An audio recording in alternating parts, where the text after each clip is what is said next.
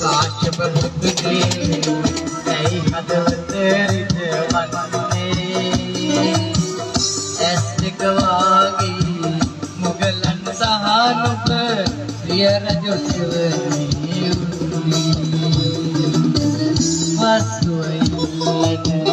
Kashyapa බුදුනේ